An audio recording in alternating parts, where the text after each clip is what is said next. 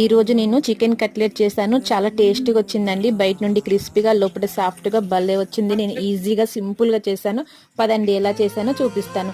Chicken అయితే first clean చేసి పెట్టుకున్నాను. తర్వాత ఆలు చిన్న చిన్న పీసెస్గా కట్ చేసుకొని కుక్కర్లో అయితే 2 విజిల్స్ పెట్టుకుంటే సరిపోతుందండి.